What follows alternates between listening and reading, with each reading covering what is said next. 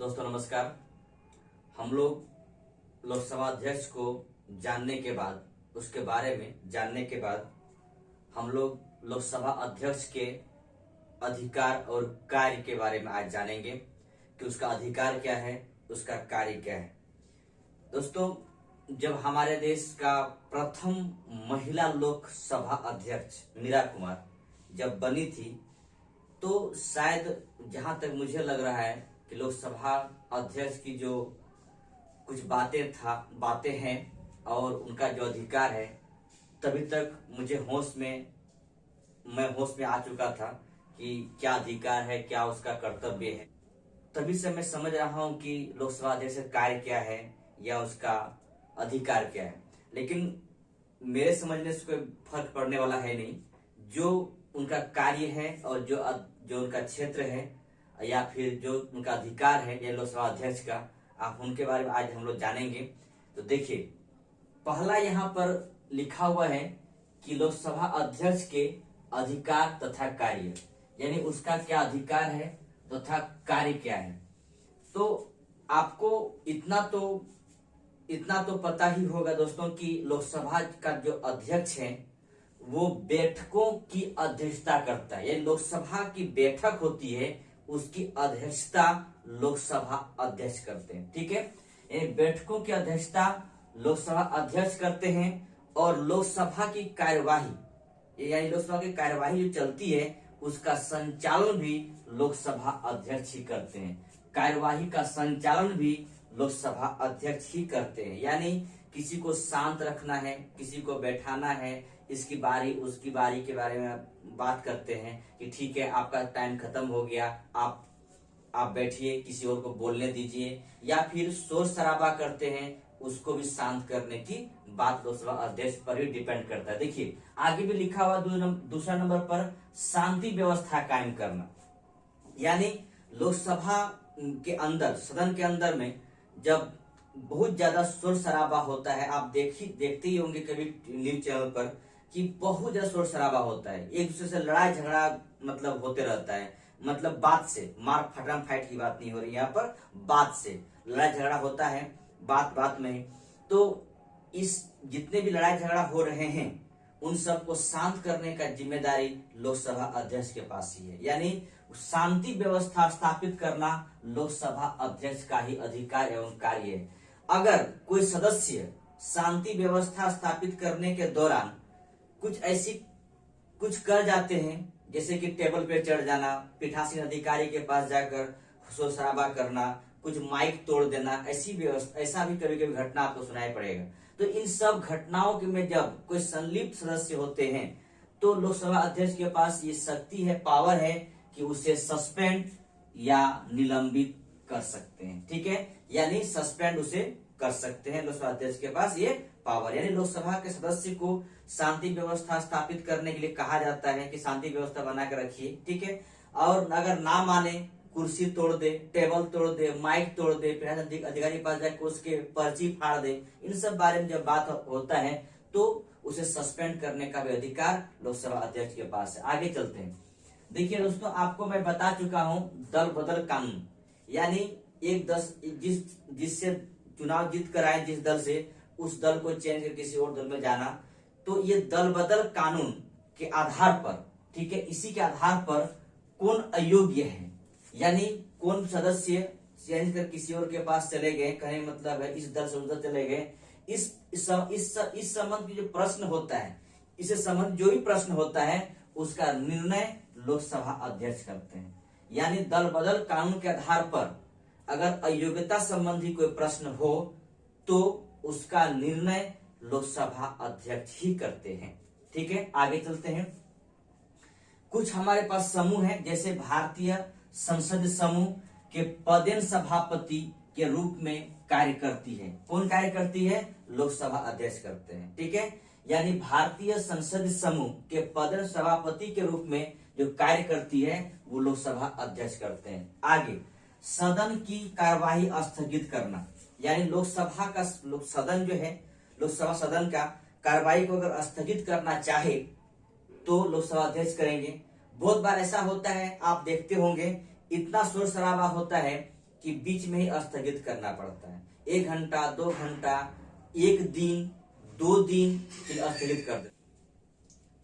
तो सदन के स्थगित करना यानी आप देखते हो कभी कभी कि 1 दिन के लिए, 1 घंटा के लिए, या 2 घंटा के लिए, या दोपहर तक के लिए, या फिर कुछ इस तरह शाम के लिए, इस तरह कुछ सदन के स्थगित किया जाता है। कब करते हैं? जब बहुत ज्यादा शोर शराबा होने लगता है, या फिर एक समय के बाद लोकसभा को स्थगित किया जाता है। ये सारा शक्ति लोकसभा अध्यक्ष को प्राप्त है। इसके बाद आगे चलते हैं।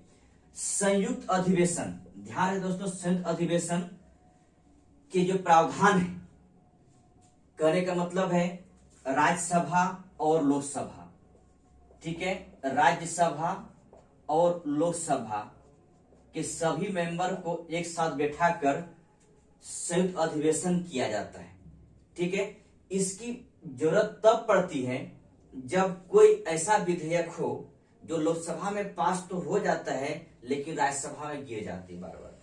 अगर इस तरह की बात हो तो राष्ट्रपति के पास ये शक्ति है कि मंत्रिमंडल के विचार विमर्श के बाद संयुक्त अधिवेशन बुलाने का शक्ति राष्ट्रपति के पास है। अगर संयुक्त अधिवेशन बुलाया जाए यानी राज्यसभा लोकसभा साथ में बैठाया जाए तो उस संयुक्त अधिवेशन की अध्यक्षता भी लोकसभा अध्यक्ष ही करेंगे, ठीक है। आगे चलते हैं। कोई विधेयक धन विधेयक है या नहीं, यानी मनी बिल, ठीक है। कोई भी विधेयक, कौन सा विधेयक धन विधेयक है या नहीं है, इसका निर्णय लोकसभा अध्यक्ष करते हैं। ध्यान रखें दोस्तों, अगर लोकसभा अध्यक्ष कह दिया जाए कि ये विधेयक धन विधेयक है तो वो धन विधेयक हो जाएगा, ठीक है। और इस बात का आप किसी कोर्ट में जाकर ये नहीं कर सकते हैं, पिटीशन फाइल नहीं कर सकते हैं कि लोकसभा अध्यक्ष इस बात को क्यों कहे धन विधेयक। यानी अगर कोई विधेयक धन विधेयक है या नहीं है, इसका निर्णय लोकसभा अध्यक्ष ही करते हैं, वही उसी के पास ये पावर है। और एक बात और ध्यान रखेंगे, निर्णायक मत यानी कास्टिंग वोट अनुच्छेद 100 का 1 में ये दिया हुआ है कि देखिए, आमतौर पर लोकसभा अध्यक्ष वोट करते नहीं है, आमतौर पर ऐसे वोट नहीं करते हैं। लेकिन अगर दोनों पक्ष यानी सत्ता पक्ष और विपक्ष अगर वोटिंग कभी हो जाए और वोटिंग बराबर हो जाए, यानी दोनों पक्ष का वोटिंग बराबर हो जाता है, तो कास्टिंग वोट यानी कहने का मतलब निर्णायक वोट देने का जो शक्ति है, अधिकार है, वो लोकसभा अध्यक्ष के पास ही है। लोकसभा अध्यक्ष ही उसे निर्णायक वोट देते हैं और जिधर वोट दिए उधर ही वो पड़ला भारी हो जाएगा, ठीक है। ये निर्णायक वोट मत देने का जो शक्ति है लोकसभा अध्यक्ष के पास ही है। आगे चलते हैं, इसको आप लोग ध्यान से देखेंगे। 9 नंबर में लोकसभा की सभी संसदीय समितियां, ये जितनी भी संसदीय समितियां हैं के सभापति यानी उसका अध्यक्ष की नियुक्ति करता है। कौन करता है? लोकसभा अध्यक्ष करते हैं। और उनके कार्यों का पर्यवेक्षण यानी देखरेख करते हैं, और देखरेख करता है वह स्वयं भी कार्य मंत्रणा समिति, नियम समिति, सामान्य परियोजन समिति का अध्यक्ष होता है। यानी ध्यान रखें दोस्तों इसमें कि संसद समितियां हैं, उसकी सभापति का नियुक्ति लोकसभा अध्यक्ष करते हैं और उनके कार्यों का पर्यवेक्षण भी करते हैं, और खुद लोकसभा अध्यक्ष खुद कार्य मंत्रणा समिति, नियम समिति और सामान्य परियोजन समिति का अध्यक्ष भी होता है, ठीक है। इन सब के बारे में ये जितने भी आपको यहां से बताया गया, सब का सब लोकसभा अध्यक्ष का कार्य है, शक्ति है, ठीक है। अब हम लोग चलते हैं अगला पड़ाव की तरफ, और वो होगा लोकसभा की शक्तियां और कार्य, यानी लोकसभा का शक्ति क्या है और कार्य। ये शक्ति और कार्य किसके लिए था? अध्यक्ष का था। अब हम लोग चलते हैं लोकसभा का शक्ति क्या है और उसका कार्य क्या है, ठीक है दोस्तों। हम लोग लोकसभा की शक्ति और कार्य पर आने से पूर्व कुछ बातें और लोकसभा अध्यक्ष के बारे में है जो जानना जरूरी है। तो चलिए मैं वहां चलता हूं। तो लोकसभा अध्यक्ष का जो वरीयता क्रम है, यानी टॉप लेवल से नीचे जो आएंगे बॉटम तक, तो टॉप लेवल से बॉटम तक हम आएंगे तो उसी क्रम में लोकसभा अध्यक्ष की जो वरीयता क्रम है वो 7वां स्थान है। साथ में किस साथ में है? CJI यानी चीफ जस्टिस ऑफ इंडिया के साथ में 7वां क्रम में वरीयता क्रम में लोकसभा अध्यक्ष है। यानी PM उप PM यानी प्रधानमंत्री या उप प्रधानमंत्री के बाद वरीयता क्रम में लोकसभा अध्यक्ष ही आते हैं, यानी कैबिनेट स्तर के मंत्री से भी ऊपर का चीजें हैं। तो वरीयता क्रम में 7वां स्थान है लोकसभा अध्यक्ष का। और दूसरी बात मैं बताना चाहूंगा कि अगर मैंने जितना भी आपको बताया कि लोकसभा अध्यक्ष का ये अधिकार है, कार्य है, इन सब के बारे में अगर लोकसभा अध्यक्ष ना हो, अनुपस्थित हो किसी कारणवश से, तो सारा कार्य लोकसभा के उपाध्यक्ष करेंगे। यानी जितना भी लोकसभा अध्यक्ष के अधिकार और कार्य है वो सारे का सारा काम लोकसभा का उपाध्यक्ष करेंगे, यदि लोकसभा अध्यक्ष अनुपस्थित हो या फिर किसी कारणवश से बाहर में हो, तो उस आधार पर लोकसभा उपाध्यक्ष वो सारा अधिकार और सारा कार्य करेंगे। ठीक है दोस्तों, तो हम लोग चलते हैं आगे और देखते हैं लोकसभा की शक्तियां और कार्य। देखिए दोस्तों, लोकसभा आपको पता है संसद की 2 सदन है, एक लोकसभा एक राज्यसभा। तो लोकसभा को हम निम्न सदन कहते हैं, लेकिन जनता का सबसे वास्तविक प्रतिनिधित्व लोकसभा ही करते हैं, क्योंकि जनता जो लोकसभा का मेंबर होता है वो जनता उसे डायरेक्ट वोट करती है। यानी जनता द्वारा प्रत्यक्ष चुनाव करके उसे लोकसभा के मेंबर बनाया जाता है या फिर लोकसभा में भेजा जाता है। तो जनता का वास्तविक प्रतिनिधित्व जो करते हैं वो लोकसभा का मेंबर ही करते हैं, लोकसभा का सदस्य ही करते हैं। ठीक है, आगे चलते हैं। देखिए विधायी शक्ति, मैंने आपको बताया था विधायी शक्ति के बारे में। कभी राष्ट्रपति का जब राष्ट्रपति को मैं देख रहा था या हम लोग पढ़ रहे थे उस मैटर को लेकर, तो विधायी शक्ति वहां पर था। यानी इतना समझेंगे कि हमारे पास जो कार्यपालिका शक्ति है, विधायी शक्ति है, तो ये विधायी शक्ति में कोई भी विधेयक, ठीक है, लोकसभा के विधायी शक्ति में आप देखेंगे कोई भी विधेयक, चाहे राज्यसभा में पेश हो चाहे लोकसभा में पेश हो, कोई भी विधेयक बिना लोकसभा की अनुमति के वो कानून नहीं बन सकता है। ठीक है, यानी प्रत्येक विधेयक विधि बनने से पूर्व लोकसभा की स्वीकृति आवश्यक है। विदाउट लोकसभा की स्वीकृति के बिना आप वो आगे बढ़ जाएगा, ऐसा हो नहीं सकता है। लोकसभा की स्वीकृति आवश्यक है, लोकसभा में उसे स्वीकृति पाना ही पड़ेगा, चाहे वो विधेयक राज्यसभा में क्यों न पेश हो या लोकसभा में पेश हो। ठीक है, आगे बढ़ते हैं। देखिए साधारण विधेयक संबंध में एक विधेयक आता है जिसे आप साधारण विधेयक कहते हैं। इस संबंध में संयुक्त अधिवेशन की प्रावधान किया गया है। ठीक है, और इसका अनुच्छेद है 108। 108 के तहत में लोकसभा राज्यसभा मिलकर संयुक्त अधिवेशन की बात होता है। इस अधिवेशन को बुलाने का शक्ति राष्ट्रपति के पास है और राष्ट्रपति बुला सकते हैं, और इस अधिवेशन का अध्यक्षता लोकसभा अध्यक्ष करेंगे, और यहाँ पर जो भी विधेयक होगा उसको पास करने के लिए साधारण बहुमत की आवश्यकता पड़ता है। और दोस्तों पता है लोकसभा में अधिक मेंबर होने की वजह से सत्ताधारी व्यक्ति इस अधिवेशन में आकर अपना विधेयक को आसानी से पास करवा लेते हैं, क्योंकि लोकसभा में उसका अपना मेंबर है और राज्यसभा में कुछ मेंबर होते हैं, लेकिन राज्यसभा में बार बार विधेयक गिर जाता है। इस वजह से ये व्यवस्था किया गया है 108 के तहत में। और अंततः जब इस तरह की बैठक होगी तो साधारण बहुमत से आराम से सत्ताधारी व्यक्ति उसको पास कर लिया जाएंगे। ठीक है, आगे राज्यसभा की तुलना में लोकसभा अधिक शक्तिशाली है। दोस्तों ध्यान रखेंगे, राज्यसभा की तुलना में लोकसभा अधिक शक्तिशाली। आप इसको 2-3 बात जान सकते हैं। देखिए पहली बात तो यह है कि राज्यसभा के पास जितना सीटें हैं उससे डबल सीटें, दोगुना सीटें लोकसभा के पास है। ठीक है, दूसरी बात है कि लोकसभा धन विधेयक और बजट पर सर्वसर्वा है। देखिए धन, अगर लोकसभा अध्यक्ष कर दिए कि धन विधेयक ये है, तो ये विधेयक धन विधेयक है, अपना मोहर लगा दे, अपना साइन कर दें, तो वो विधेयक सर्वसर्वा लोकसभा हो जाएगा। राज्यसभा उस विधेयक पे कुछ भी नहीं कर सकते हैं। दूसरी बात है, अगर बजट की बात हो तो बजट में भी लोकसभा सर्वोसर्वा है, ना कि राज्यसभा सर्वोसर्वा है। इस तरह करके आप देखेंगे तो लोकसभा राज्यसभा की तुलना में अधिक शक्तिशाली है। ठीक है, दूसरी बात, आगे चलते हैं। विधायी शक्ति के आगे हम लोग चलेंगे कार्यपालिका शक्ति। ठीक है, कार्यपालिका पर नियंत्रण की शक्ति, ये लोकसभा के बारे में कहा जा रहा है, कार्यपालिका पर नियंत्रण की शक्ति।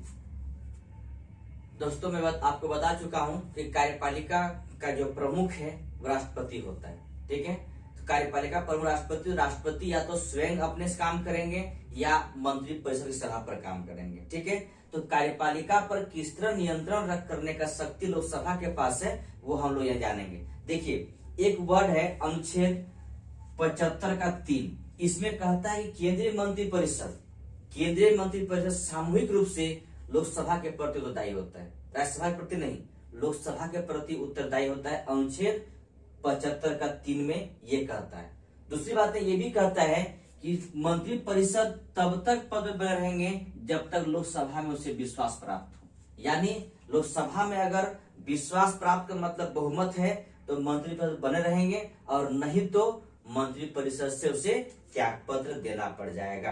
ठीक है, तो लोकसभा केंद्रीय मंत्रिपरिषद है जो लोकसभा के प्रति सामूहिक उत्तरदायित्व है। इसका मतलब ये हुआ कि हम साथ साथ जिएंगे और साथ साथ मरेंगे। ठीक है, पूरी मंत्रिपरिषद जिम्मेदार है लोकसभा के प्रति। ठीक है, दूसरी बात ये कह रहा है कि मंत्रिपरिषद तब तक पद बने रहेंगे जब तक लोकसभा में उसे विश्वास प्राप्त हो, यानी बहुमत हो तब तक बने रहेंगे। ठीक है, आगे लिखता है, यदि लोकसभा मंत्रिपरिषद के विरुद्ध, यानी अगर लोकसभा मंत्रिपरिषद, पूरी मंत्रिपरिषद की बात किया जा रहा है, के विरुद्ध अविश्वास प्रस्ताव पारित कर दे, अविश्वास प्रस्ताव पारित कर दिया जाए तो पूरे के पूरे मंत्रिपरिषद को त्यागपत्र देना पड़ जाएगा। ठीक है, पूरे मंत्री को त्यागपत्र देना पड़ जाएगा और इस तरह पूरी तरह सरकार भंग हो जाएगी। ठीक है, और नीचे लिखता है, यदि लोकसभा सरकार द्वारा पेश किए गए बजट,